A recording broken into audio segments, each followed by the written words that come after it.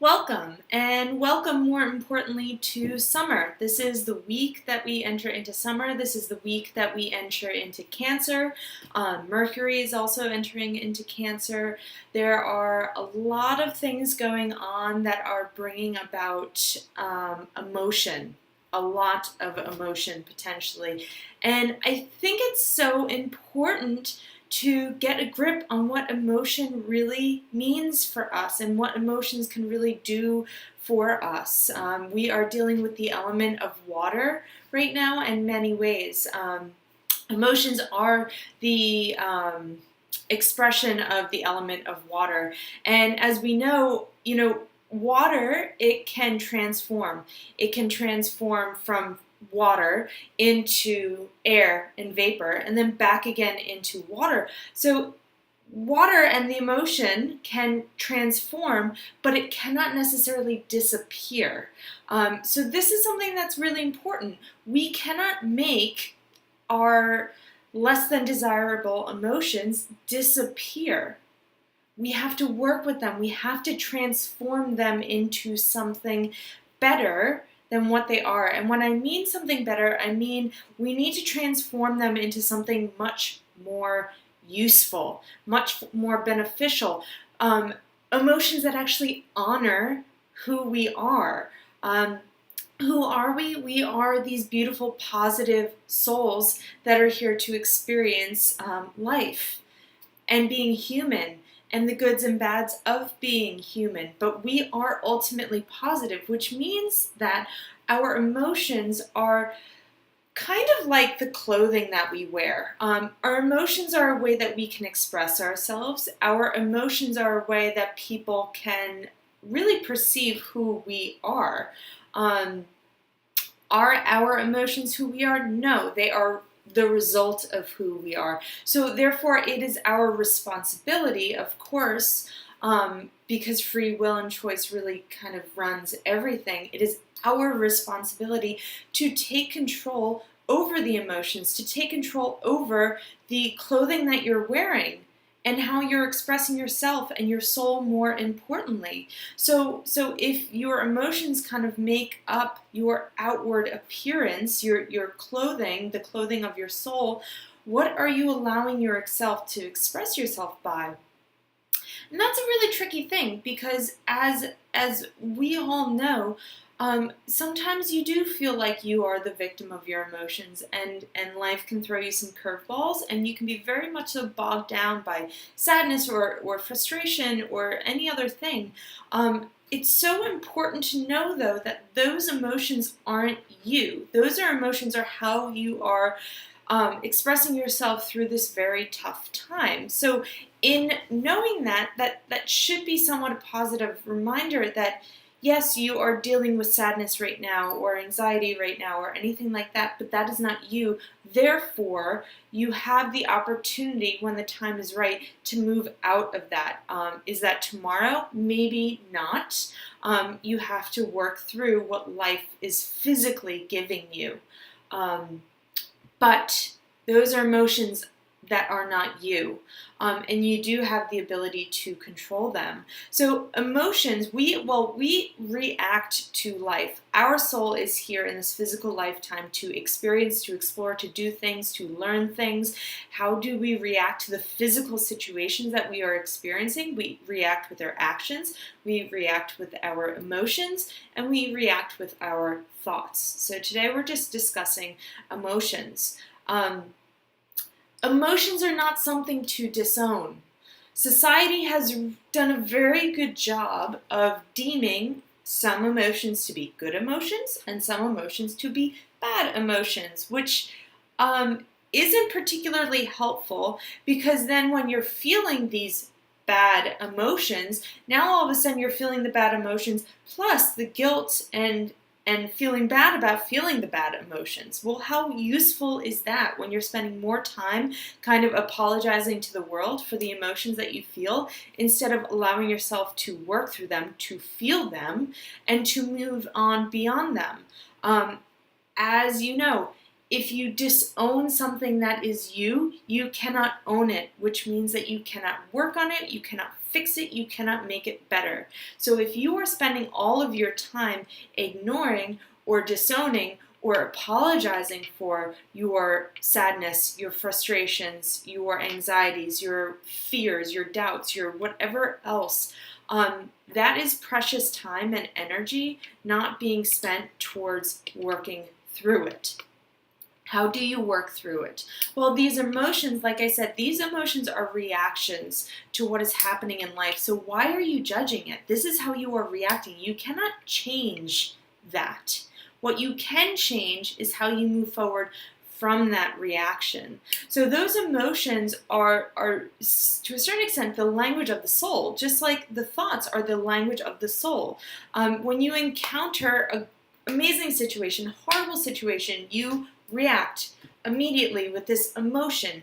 You can't necessarily control that spark of reaction. But what you can do is say, whoa, why am I reacting this way? Good, bad, or otherwise. Why am I reacting this way? Is it because it's that amazing and it's really setting my soul alive? Or is it because it's that hard and it's really offending something deep within me? That is something to take into account, because that is you being honest with yourself. And the more honest we are with ourselves, the easier it is to live a life aligned to our own unique path and purpose. So we need to be very open about our immediate reactions. This doesn't mean that you need to share it on Facebook. This doesn't mean that you need to share it with anyone, really, but you need to share it with yourself. You need to be very honest with yourself of how you are feeling based on this certain situation. And then you need to be okay with the fact that you're feeling it. There's nothing wrong with feeling anger or sadness or fear or guilt or jealousy or anything else. There's nothing wrong with that. What's important, though, is instead of turning around and throwing it out on the world that you live in, on everyone else, and making everyone else feel that sadness or jealousy or anything else, is for you to take ownership of it and deal with it. So that means when you do feel that anger or that jealousy or whatever might pop up, that's your opportunity to step back and say, hey, what is this emotion trying to communicate with me? What story does this emotion have to tell me? It's letting you know that something isn't quite right or something is really right. It's letting you know that this is something to pay attention to. So this is your opportunity to step back, to sit with that emotion, to ask it why you're feeling that way. Is it because, this situation is opening up something happened 10 years ago, 10 lifetimes ago that was never dealt with, and that's why this feels so strongly to you? So it's not about disowning the emotion, it's about taking that emotion, working with it so that you can understand yourself better, so that you can have the reaction that you are looking for, that extroverted reaction, that reaction to the world around you. So yes, you might feel immediate jealousy, but then you don't take that jealousy out because you want to understand that jealousy so that when you do go back to that situation, that relationship, whatever it might be, there's a way that you can react that honors you without necessarily having to bring all of the emotion into the picture. Remember that when there's a situation between you and another person, that other person is on their own journey. You don't have to worry about them. You have to worry about yourself, what you are experiencing, what you are feeling, and how you can react in a way that best honors your soul. Because your soul isn't jealous. This situation is sparking jealousy. So that's when you say, I'm feeling jealous, but how can I react in a way that honors my soul? How can I express myself to this individual to remedy this situation so that I am both honoring the fact that I feel jealousy, but also honoring it as a way for my soul to learn and grow and evolve, and for the situation to improve, whether it is by dissolving or just working through certain things. So that's how you work through not being totally enslaved by your emotions. Like I said, step one is owning them. being okay with what it is that you are feeling. Step 2 is being curious by them without judgment. Understand what's going on. Why is this happening? Why am I feeling this way? And giving yourself the ability to do this so that when you do come back to the person, to the situation, to whatever it is, you have the ability to use that free will and choice to react in a way that truly honors that incredible soul, that gives you the ability to learn and to grow and to evolve. And the faster we are able to really work on this, to practice this, or I should say, the more we are able to work on this and to practice this, the faster it'll eventually happen. So it's so important to stop apologizing for your emotions and stop hiding them too. But at the same time, stop ranting about them to everyone and everything, because that's not necessarily dealing with it either. Just like typing it out and throwing it out there into the world is fine if you are going to actually work through it and do the work for yourself. Because other people can support you, and sometimes we need other people to support us in doing this work. But in the end, you are the only one who can actually do the work. So as much support as you can get is great, but you are the one who needs to actually step up to the plate and do the work that needs to be done. So a couple of thoughts, moving forward through the summer. Summer is a time of intensity. It is a time of expression. It is a time of going out and doing things and really just living life to the fullest. But this combined with emotion can kind of create a very explosive situation if it's not handled correctly. So much emotion and so much action and activity can be a really wonderful thing, or it can kind of spiral out of control. So as much as you are out there and you are expressing yourself, it is so important to step back periodically throughout the summer, and especially over the upcoming weeks, and say, how am I expressing myself? Am I expressing myself in a way that is honoring myself? And what's up with these emotions that I've been feeling a lot lately? How can I use these emotions to grow and become better? Where are these emotions coming from? If you have been experiencing a lot of one thing or another, and kind of day to day, something keeps sparking that emotion to come back up in you, again, good or bad, that's a great time to step back and say, what is that? What is my soul trying to tell me about my life's journey right now? Is it trying to help me to resolve something? What are the emotions that you always react with? And are they still serving you? Because that's the interesting thing about karma is our reactions, the pattern of our reactions. We chose a certain reaction at one point because it served us to get us through that situation. But time after time after time, that reaction might not serve you anymore, and it eventually turns into this negative pattern of reactions that do not serve you anymore. So you have to step back, you have to check in, and you have to say, what reactions, what emotions are not serving me anymore? And it's fine. Honor them. Honor them because at some point they did serve you, and maybe some point in the future they will serve you again. But for now, they're not serving you, and it's important to let them go.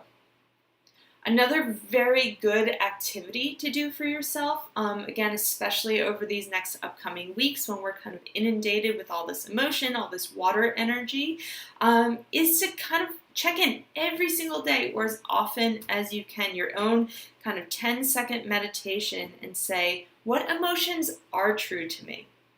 Is it joy? Is it love? Is it compassion? Is it peace?